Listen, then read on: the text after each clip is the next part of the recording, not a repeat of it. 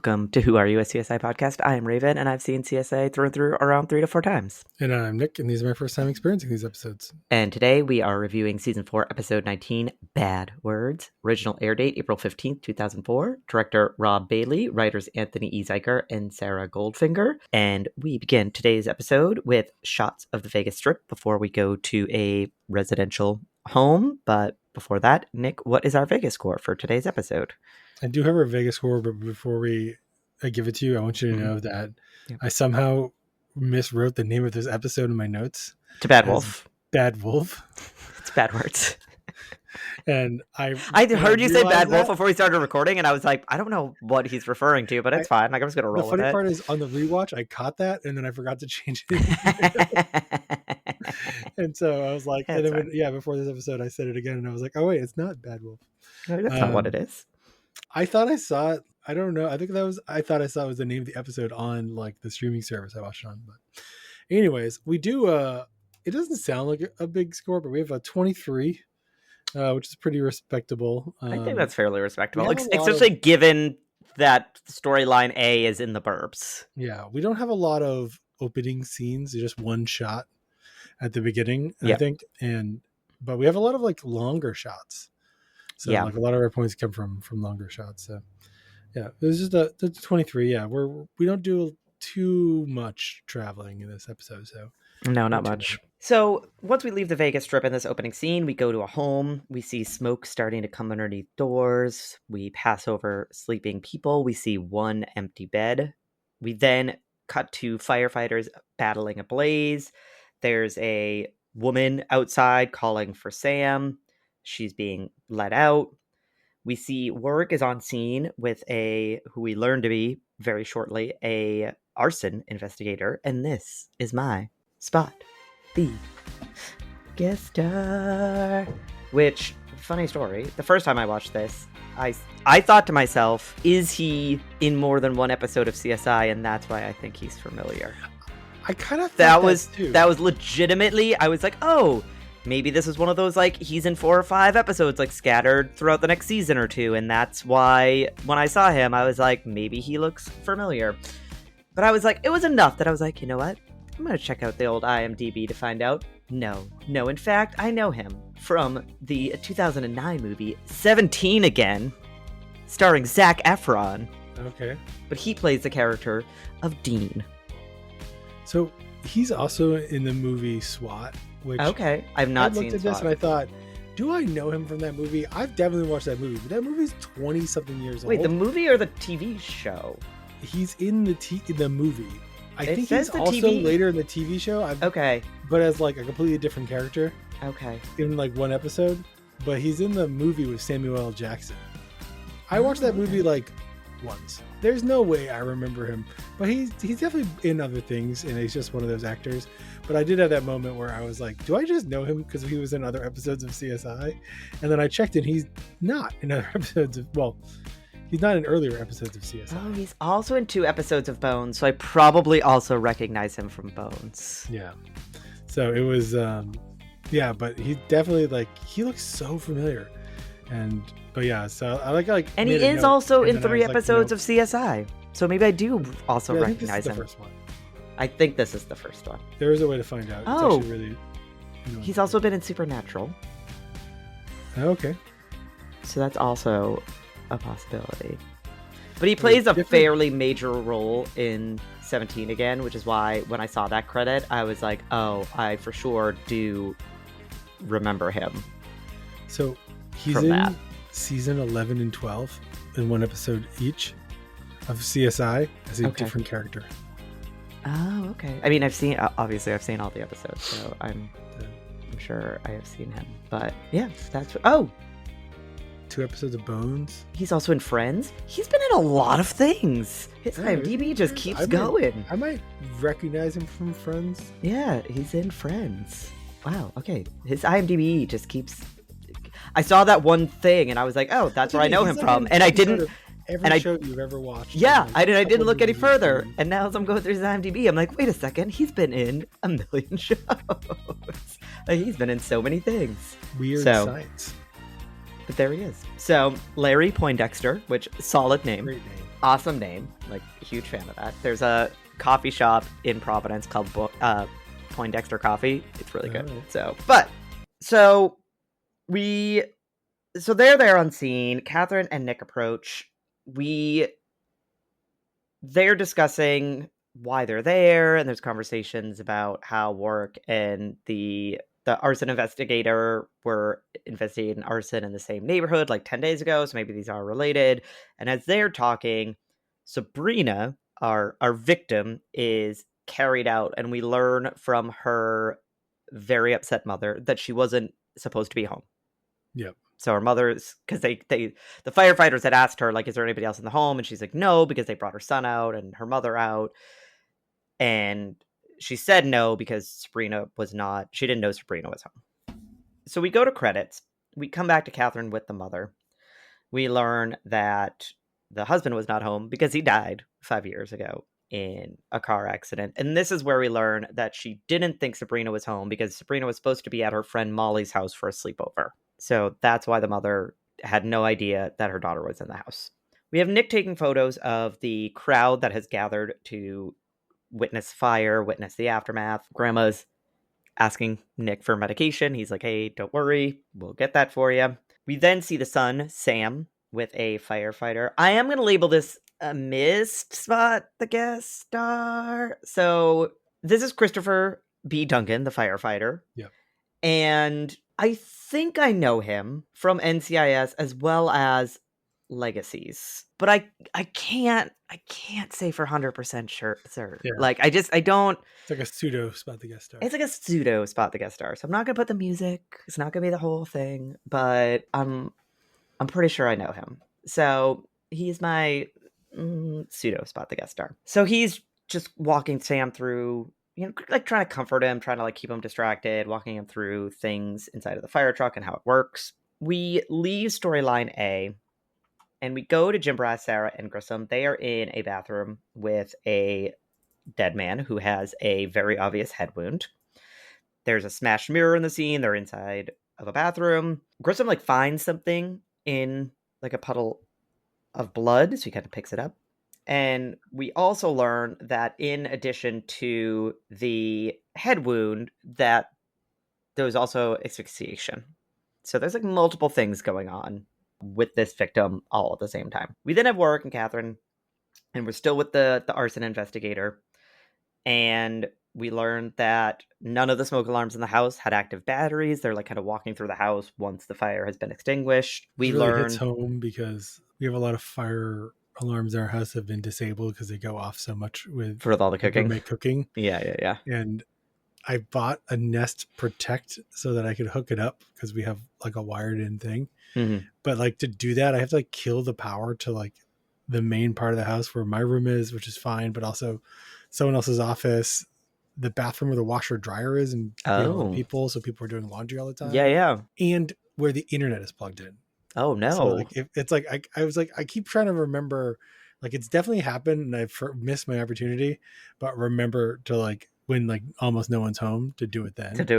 Because it's not that many steps, and I just really, but because I have to like wire it into like a live wire. Yeah. Like I want to kill the power before I do it. Fair. I would rather you not get electrocuted. Yeah, I don't even know if it's has like the voltage. I don't know what the voltage is. I don't even know how dangerous it would be.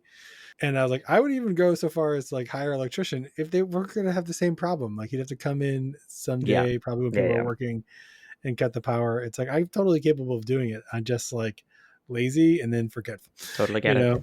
Totally and get it's like I'm almost like maybe I should just get like a battery, get a whole car battery, just wired into that, and just have it sitting in my room somewhere. I mean, but I don't know if that's any safer, to be honest with you, but no, I should go get a battery one, put it in my room. Yeah, just stick it. That's fair. We do have them like upstairs and down. We have them on in several locations. It's just like the one right outside my room happens to be removed. Yeah, and it's like really putting myself in danger here. So yeah, whenever I was like, oh yeah, I'm definitely one of those people where they could find me in a fire one day, I'm like, oh yeah, the fire alarm on the first floor was missing. No batteries, no batteries on any of them. Hopefully my house insurance isn't listening. I know. We've never given out your house address, and we don't plan to. Yeah. As they're walking through the house, they also realize that one of the reasons, or like the reason, well, yeah, one of the reasons that the firefighters missed Sabrina in their initial like sweep of the house was because she wasn't in bed. She was like hanging out behind her bed. So when they Yes. kind of like did a quick look into the room, they didn't see her. As She's is lying to they, mom about going to her friend's house and staying out late and then coming home which is late so at night. weird. I don't know. To Uh, me, if I told my mom that I was sleeping over a friend's house and I wasn't, I'm not coming home. well, she probably couldn't stay over her friend's house, right? She had nowhere to go. She just didn't want to, you know, she couldn't tell her, like her mom was going to let her stay out late and she didn't want to deal with it. So she was sneaking in and then sneaking out, Yeah, maybe. I you don't know, know. but I just find it strange. But it's warm. It's Nevada. You can just sleep in the road somewhere. that's what, like, I just wouldn't go home. But it's I just okay. sleep We're in my not front. we're not here to victim play by any stretch of the imagination. Through this walkthrough, Work also realizes the back door is unlocked, but the firefighters made entry via the front door. They're also discussing is the couch a possible point of origin. And as they continue to search, Nick finds burned papers by the car/carport. So they're wondering, did this start in the carport and then get brought into the home when the door was unlocked? Like, just this is definitely an investigation that there are just like continually more questions. Like I as want to they're finding know. out more things, there are more questions I want to being. know what the fire guy isn't here anymore. Like, isn't his job like a fire investigator, like to investigate the whole I mean, fire? that would be my understanding of an Like he arson should be working with investigator. them. Yeah, But yeah, but he has too many other shows he has to be on, so he can yes, only record for so long before he has to go and be on a different show. We then have Warwick and Nick. They're reviewing crowd footage. Nick is able to realize that there is one woman that is at both scenes. They run her information, and look at that. She has a record for attempted arson. So that brings us to Nick with, I think her name is Viva, in interrogation. And she is adamant that she is, in fact, not an arsonist. She's a pyromaniac. She gets off on fire, but does not set fires to cause damage or to like hurt people. hurt people. So she's like, hey, got a thing for fire. Not gonna lie to you, but did not kill anybody and did not burn anybody's houses down. We'll follow up a little bit with that. Before we do, we have Nick with Greg. Well, actually, no, this is continuing it. Nick is with Greg Sanders. He is asking him for an assist. And I just feel like they're like hazing Greg Sanders in some ways. They're essentially Well, like, hey, here's thousands of these guys seem matches. the Did rookie any here, of these right? match a match pulled from the scene? Like, we took these from Pyromaniac's house. See if any of them are a match. I will say, like, the thing that gets me with this whole Greg Sanders wants to become a CSI investigator is, I would think his job would pay more. Let's put a pin in that. It's going to come up in a later episode. Okay. So we'll put a pin in that one. We then are with Doc Robbins and David. They are with the male victim found in the bathroom. I did have to note down there's a lot of fat shaming in this episode, and I don't Yes. like it. Like, I don't enjoy it.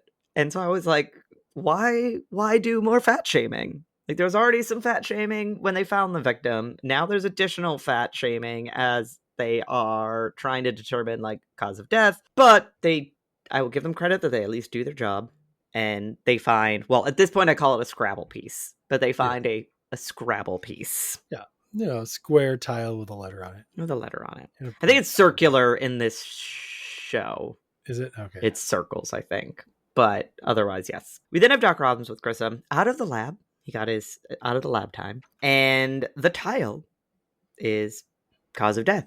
He asphyxiated on these tiles. There's more tiles in his stomach. So it wasn't like a one-off, oh, maybe I somehow accidentally inhaled this one tile. It was like, no, like he was like force-fed these tiles. We then have Warwick and Nick there shifting through rubble in the lab. Greg Sanders enters. He lets them know that none of the matches from the Pyromaniac's house matches the match from the crime scene. We also learn in this exchange that insurance probably not the motive. Like the mom didn't really have much money and they had very minimal insurance, and like what they had for insurance wouldn't even have covered like what they had Yeah, already. So yeah. like The she math wouldn't have doesn't like work she wouldn't out. have come out net positive if she was like to collect the insurance money. So it was like, okay, it doesn't look like that is any sort of motive. We also learn that Sabrina wrote an article for her school newspaper on hazing that was going on the baseball team.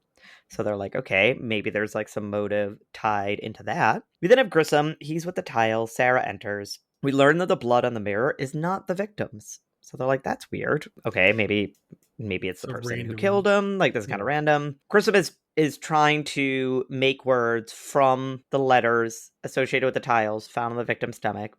Sarah points out that he missed one. It's Vixen's. I was like, "Oh, Sarah, are you trying to say something there?" Jim Brass enters, and a print match was made, so we know who the victim is, and it's going to be. I don't think I wrote down his name though, so now I got to go look to see what. He's a world class logos player. You don't He's know a his name? world class logos player, which is essentially Scrabble, but That's a real game, by the way. is it? Oh, okay. I didn't. I actually It did is not. basically still just Scrabble. Adam Brenner, that is the victim's name. There we go. I was like, I did not write this down. So apologies ahead of time. This is going to probably be like a little bit of a chaotic episode. We were supposed to record this like 2 weeks 2 weeks ago, ago? Yeah. but it was like 97 degrees and my computer was like, no. The internet was like, I'm just not, no. And I was like, oh, all right. And then I went on a cruise for a week. And so I did watch the episode again today because I was like, Oh, did you? I I'll did because watch it. I was like, I don't know how I can do this if I don't rewatch this again. So I've actually seen this episode 3 times Yeah, before. I'm lazy because you do all the play by play. Yeah, I have all the play by play. So like I have my notes are not that long for this episode, so it was kind of like I'm leaning on you, but I mostly remember. Yeah, I mean, like I remember the whole episode. Yeah. So this brings them to said logos competition that is being held in Vegas. We learn that Adam was one of the top players, and the CSI team is like, well, we need a list of his opponents. So this person that they're talking to is my weak spot, the guest star. Okay, let's do it. And his name is Andy Como. Okay. And the thing that I pretty sure I know him from is he's in several episodes of House. When House is recruiting a new team and he has like all these different doctors. Yeah. He's in like 4 or 5 episodes. Okay. So that's why I think I recognize him. That's fair. I've actually seen that a couple times, so that makes sense. But I was also amazed to find out he plays Forrest Gump in the Weird Al Forrest Gump music video. That is a parody of. I don't know. I don't think I've ever seen that. I know I've seen it. He doesn't look anything like. It doesn't look anything like that. Fair. That's not why I recognize him. But funny little aside. There's also in an episode of Agents of S.H.I.E.L.D., which I've watched, but I was like, that's not where I know him from. Yeah, you're like, that's not. I was like, it. that's not it. That's fair. That was like a bit part. So I was like, I definitely know who this guy is. I was like, why do I know him? Going through his IMDb, and I was like, it's gotta be this. And then I started clicking the images of the episode of House. Episodes he's in. I was like, yeah. Yeah, like that has to be it. That's fair. That makes sense. So we're then back with Nick. He is with a coach. We learn that the kid batting is his son. His name is Cody. And so Nick is talking to the two of them about the article that Sabrina wrote and trying to see if one or both of them were responsible for her death. And as much as this dad is like a strict dad, right? Like his son goes to bed at the same time, wakes up at the same time, trains, like all he cares about is, I guess, getting his son like a baseball scholarship of some sort, is very lackadaisical about hookers. Is oddly lackadaisical. Is oddly man, it's a big thing. It's Vegas. We've all done it. Hookers are a thing. Movie you've seen, every sports movie, there's like no women before the game. Like, yeah, I just find it very weird that his like really uptight dad is very lackadaisical about hookers, but he is adamant that neither of them have any involvement in Sabrina's. The beauty of playing on a sports team in Vegas is what happens in Vegas stays in Vegas. Yeah, but then you stay in Vegas too. So like, I feel like that negates the. Not if it's a travel game. I think the like what stays in Vegas, like what happens in Vegas stays in Vegas, only really counts if you leave Vegas. That's true. You got to leave the thing behind. Semantics. Yeah, I'm just saying. So then we're back with Grissom. He's watching a logos mats, he joins a Wilson Janik. He is asking this player about Adam, and after a while, Wilson realizes that Gil is not a Logos competitor. He is from the crime scene, and he wants his DNA. And Wilson's like, "Ask Uncle Sam. Like, I was, I served in the Gulf War, Yeah. so like, you guys got my DNA. So I." He Presumably said, "I that make means it would words have now, come not up in war." a And I was like, database, right? "Oh, oh, sorry. What's that, Nick?" Presumably that means it would have come up back in a database if it was a match, right? Yes, presumably. So we have Sarah with another player, and we learn in her discussion with him that he lost to Adam twice, but he is also saying that he's not involved. Jim Brass is with yet another player who's the last person to play Adam, but he plays for the glory. Like, he was just like honored to play with Adam. Like, no big deal. He's not there for the money. He's there for the glory. Yes. And then Jim Brass is like, even I can spell this, and turns around the logo little thing, and it says DNA on it. And I was like, touche. Jim Brass, touche.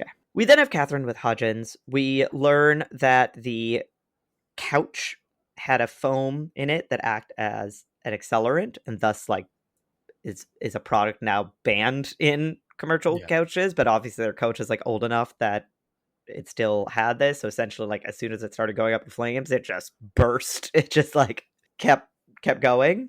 Nice gasoline soaked cushions. Yeah, totally cool. We then have Catherine, Warwick, and Nick. They're continuing to process the rubble. They're trying to find like the spark, like what started the fire. Nick finds a cigarette filter, and now they're questioning, was the fire unintentional? Was this an instance of like someone sleeping, smoking, and like dropping a cigarette or something of that nature? So Catherine and Warwick are with like talking to the mom and grandmother. They're saying, "Hey, nobody in the house smokes," and Catherine's saying, "Okay, but we're gonna have to get like a urine sample from all of you." And I do want to mention this now because it does come up, I think, throughout the episode for me. I think the actor who plays the mother is great, and I also think like the character of the mother is great. Yes, because I feel like she's more nuanced than a lot of like victims' family members have. It's almost movie-esque, like Yeah, because in she has a terms of moment where like, she's just like, "My house burned down, my daughter is dead.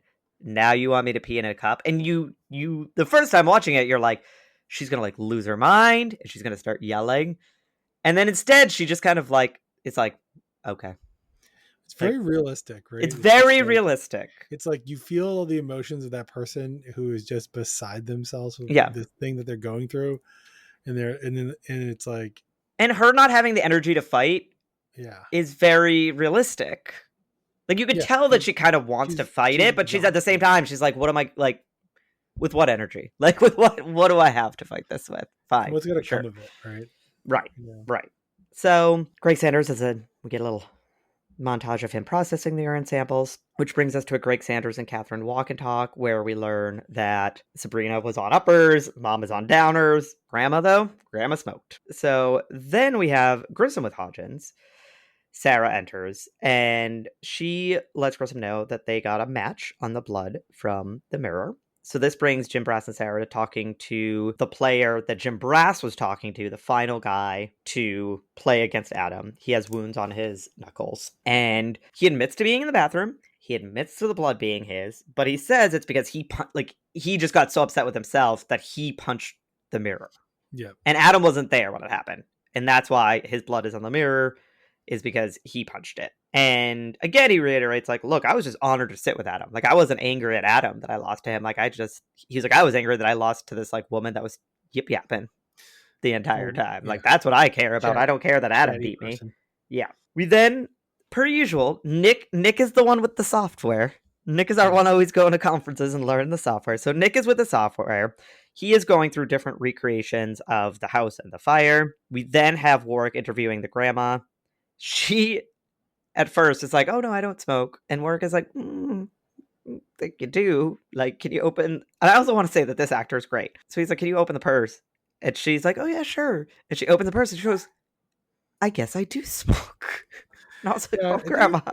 It's every how much of that was supposed to be dementia and how much of that was supposed to be lying. I think it's dementia. Yeah. I think so. So while Work is interviewing the grandma. We have Catherine with the mom. And we learn that Sabrina didn't have ADD. We also see in this scene, this is another one where I just want to be like, kudos to the actor, kudos to the writers. She's telling Catherine about how she would like fight with her daughter.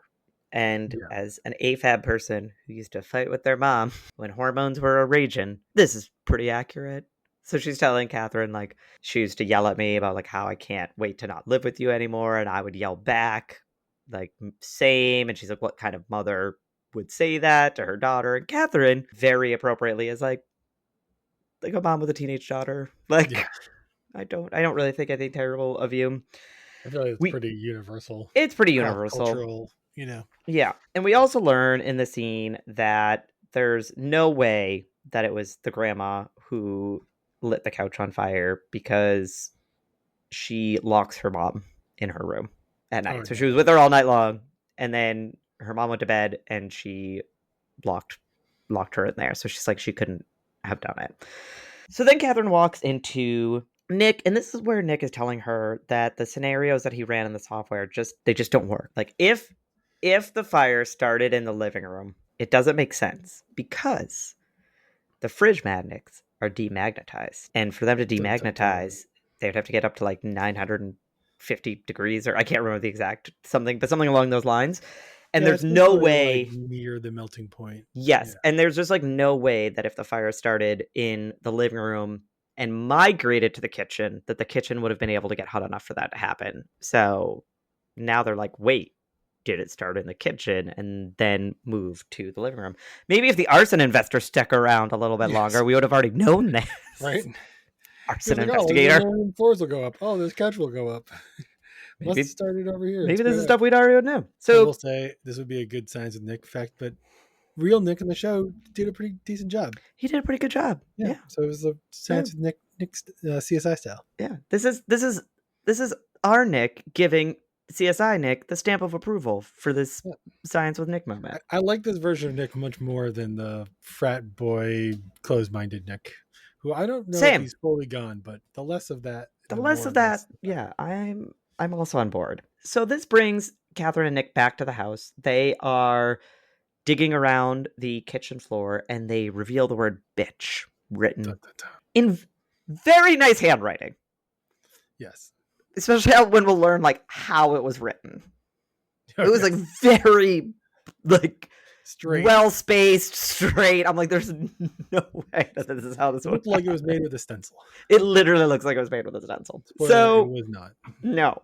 So we see Hodgins processing the trace from the word on the floor. Catherine enters a room where Warwick and Nick are, and we learn that the accelerant was a chafing dish fuel. So essentially like what's put in pans to keep like cakes from sticking Yes. to them. Sterno.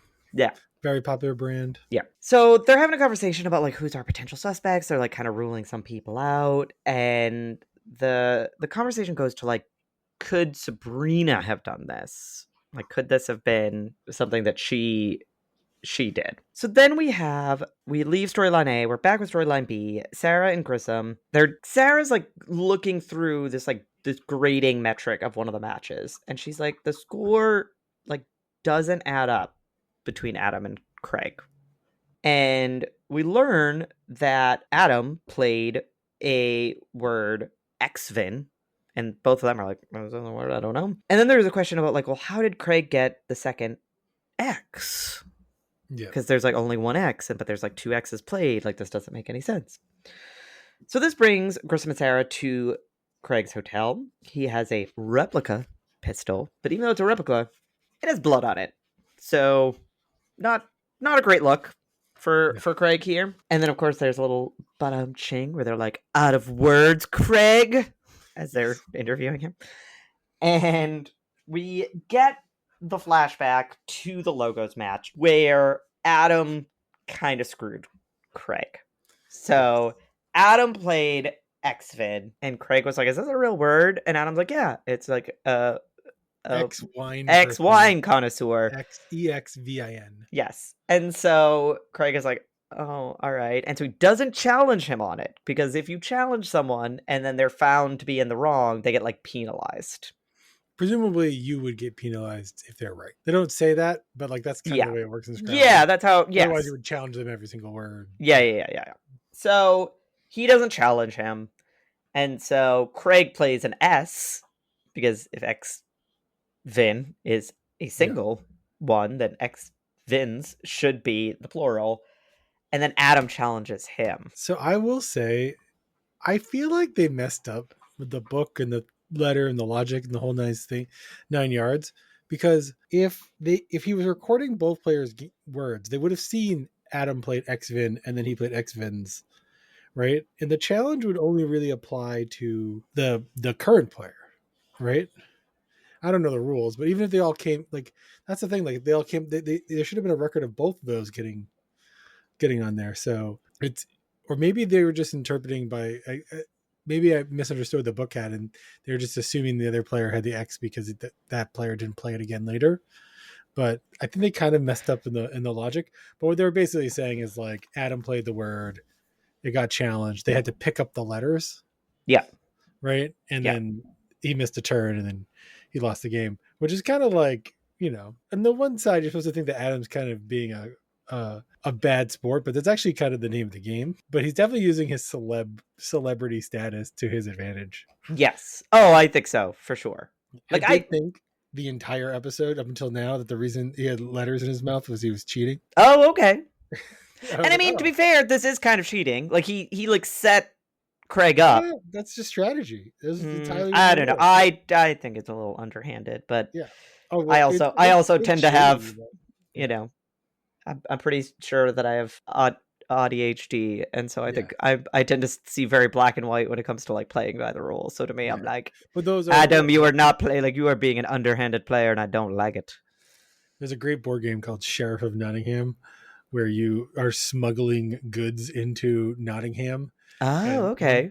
you take turns being the sheriff, and like people are like, oh, I have like my card has like 5 loaves of bread and a chicken in it, and the sheriff can either search or not search. And Okay. so it's like, it's basically the whole point is to lie, and Yeah. sometimes you can try to sneak in like contraband that is Yeah. worth extra Okay. points and Yeah. stuff, and you can also like bribe the sheriff, like, oh, you don't have to look inside my, Yeah, like that's here's cool. 3 silver to let Yeah. me go through. And so it's like the ultimate, like, if you don't trust play people, like, party game. You're never gonna want to play that game. It's just is this person lying to me? Every single turn is, am I lying or am I not lying? Yeah, I wouldn't um, like that. yeah. I it's fun, but like it's one of those games where I was like, I cannot play this game multiple times in a row. That's fair.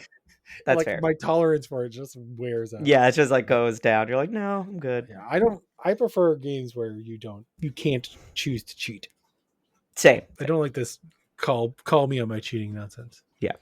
Have you ever played the game Secret? I think it's called Secret Hitler. No. So it's like one of you is, it's like I've only played it once, and it was a long time ago. And it was when I was still drinking, and it was at a friend's birthday party. So might all be a little bit fuzzy, but it's like, I feel like I should look this up because it's It's gonna like sound like so weird. I think I know what you're talking about. It's a series of games like that. There's a game called Resistance.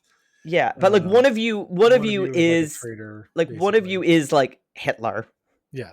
in the game, but you have to like convince everybody that you're not. Yes. And it's just Yeah. like and I don't like that's not a game that I enjoy playing. Yeah. It's or like Werewolf, if you ever played that game. No, I haven't Similar. played that. Okay, that's like a game where like some people are werewolves and they kill someone every night. Oh, Trying to okay. guess who the townsfolk are trying to guess who the werewolf is. So everyone's like, I'm not the werewolf. Yeah, it's similar to that. So they revealed to Craig that, crazy enough, the 6 letters that are missing from his set, X-Fins. X-Fin, and he made Adam eat his words. I guess, which is very Dun, dun, dun. cheeky and literal. It is. So that is the end of storyline B. That guy like basically cops to it. Yeah, he's like, yeah, and lawyer up. yeah, he's kind of like, well, his strategy is, I didn't mean to kill him. Yeah. That's his strategy. Is like, yeah, I did this to him, but like my intention, not a good strategy. It's not a good strategy. Do not. This is not a strategy that we encourage you to follow if you ever find yourself in this position. Don't follow the strategy. But that is he is also seemingly a very honest person, and he's just like, I'm going to be honest here and be like, yeah, I did this, but like didn't mean to kill him. So like that's okay, right? And they're like, You no, left him to die. you still killed him. Like he's Yeah. still dead. So then we go back to storyline A. Catherine and Warwick are in the house. They are trying to trace the accelerant because it's like this like grease sort of thing. So they're like, we should be able to find smudges Yeah. or like handprints and things of that nature. And as they're trying to do that, they trace it to Sam's room. And not only do they find a little old handprint in it, they also find a whole bunch of matches under his mattress. Yep. Like a whole bunch. A whole bunch, not just like a single, like a whole bunch of them. So they never call him a pyromaniac, but I think you're supposed to interpret that from the earlier scene Yes, that with he Viva. is a pyromaniac Yes. and just undiagnosed, untreated. Yes. And so we have a short scene where the mom is telling Sam that he needs to like talk. He needs to be honest. He needs to like talk. So she leaves. Warwick enters. And I will say that this was like a sad scene in the sense of this kid is so young. Like he's what, maybe 8, 9, Yeah. I something think he's still along. younger, like 6. Yeah, maybe 6 or 7. Like he's very young. He just thinks like fire is cool. And he knows that his sister is dead. And he knows that his sister is dead from the fire. But it doesn't seem like he's capable of tying like his actions to Yes. her death. So one thing they don't do here, there is like a woman in the corner. They don't really talk about like having the representative for a young Yes. child. Yeah. I interpret this to mean this child is so young, he's actually not going to be charged with anything. Like Right. Kids under a certain age, they don't know the difference between right and wrong. Right. So they can't be held. Yeah, you accountable. can't criminally charge them when the entire basis of our criminal justice system is intent. Were you in Yeah. the state of mind where you could determine right or wrong? And it's like when you're 6, you can't. Yeah. Like, but he has that person there, a monitor. Like he's probably going to be in therapy. He's probably different things. But yeah, I think the idea is he doesn't really make that association because he doesn't really understand the cause and effect yet. Yeah. Right. Yeah. He's sad about it. Yeah, he's sad his sister's dead. Happiness and sadness. Yeah. But he doesn't have later on in life. He'll probably be racked with guilt. But for now, he doesn't even have remorse. He doesn't know that it's his fault. No. And Warwick is treating him appropriately, treating him like, okay, he doesn't understand. But he does want to know, he's like, why that word? Like, that's a bad word, right? Like, why did you choose that word?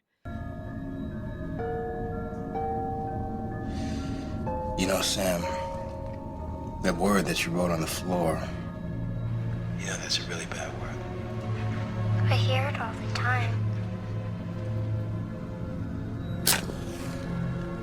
My grandma says it.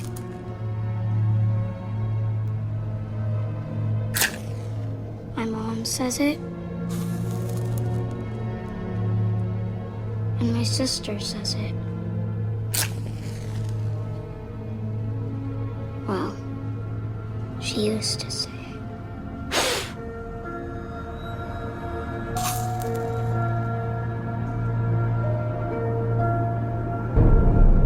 And he essentially, again, being 6, 7, 8, however old he's supposed to be in this episode, is just like, I hear it all the time. Like, my mom says it, my grandma says it, my sister says it. Like, I don't know, they say it all the time. So that's why I put it down there. Each other, and it's like, fair. Like, it's interesting to think of like the way that kind of toxic household, right? Yes. Is like bleeding down to this like drive to those, I don't want to say cause those behaviors. I think a lot of these things are innate or a combination of some form of innate in circumstance, but I think can cause a child like that to look for something else, right? Yes. Yeah. And to push something else into to super moving. Yeah. This scene was like, it was like the payoff. Yeah. And it was great. I liked it. So with that, Nick, what did you think about today's episode? I really liked this episode. I think a lot more even than I think I did the first time I watched it. I was impressed by how much the end of this episode got me on the second watch through. Even though it was coming, and the acting in this is really good. It's really good. And we were talking about the episode, and it's been a while since I watched it. I'm super excited to think, since you watched it 3 times, what your third watch through, even having had seen the episode before, was like. But I originally gave this 3.5 on a rewatch. And I was thinking about other episodes, and I'm up in my game to 4 Okay. All right. because I think the problem is the logo storyline is boring. It's yeah. You know, Yeah. I think the other storyline is really good in I try to judge it in terms of what they were going for, but it made like rewatching the episodes just feel good, like have that payoff a second time. Yeah. I was like, that's hard to do, Yes. Yes, it right? is. And Yeah. it's the acting that did it. And I think the biggest thing that's making me up the points is the kid was a good actor. You Yeah. pointed out the mom; she was really good acting. There was some fun stuff. I like, a little bit with Greg. I feel like maybe not a ton on the CSI team in terms of storyline. And so, but yeah, I had that rewatch on there, and I was like, you know what, this is good for, because like if they had a second really good story, like B storyline, this would be like probably a 5 for me. You know what I Yeah. mean? Yeah. Yeah. That's like, I was like, what else am I looking for in an episode? Yeah. And Yeah. so yeah, I was like, it's maybe a weak 4, but I've decided to bump it up to a 4 because I think I got to give credit to both the writing and the acting, which I guess to extension probably the directing as well. So at least for that main storyline is really good. So yeah, so we're gonna go with 4 and definite rewatch, because I had like emphatically wrote down the R for my rewatch because I was like, I couldn't believe it got me again at the end of the episode. I was like Yeah. Yeah. You're like, oh my gosh. emotional. Yeah. I was Yeah. like, how did I do that? I knew what was gonna happen. I was like, You're like, but I they was still like, got me. but I think it was a combination of those last few scenes, even the way they structured them together, they kind of like build, right? Yeah. And Yeah. so that I don't know. I didn't look it up, but I didn't recognize the kid. And I don't know if he went on to do anything, but he was I didn't pretty good check. in that. He didn't. He was not a spot the guest star for me, so Yeah. I didn't look into his IMDb. But he was excellent. The actor was Yeah. great. Okay. So yeah. So almost the exact same thing. I was like 3.5, and then I was like, I think the acting bumped it up to a 4. Yeah. For me, like the acting is so. I want to say again, it's the. I think it's the acting first, but the writing also. Like the mother having, like so many nuanced lines and like understandable responses, Yeah. right? Because a lot of her responses are muted, but as you like learn her history and everything that she's been through, you kind of get why she acts defeated a lot of the times. Like she's just been Yeah. beaten down Struggling. by life like over and Yeah. over again, and you're kind of like, oh, it makes sense that this character is just kind of like, I'm not gonna, I can't put up another fight, like this is just not something that I can There are no do. easy days. But she still obviously like loves her son and loves her daughter, and I just thought, yeah, I just think that the acting was fantastic. And then I mean, the logo story, meh, whatever.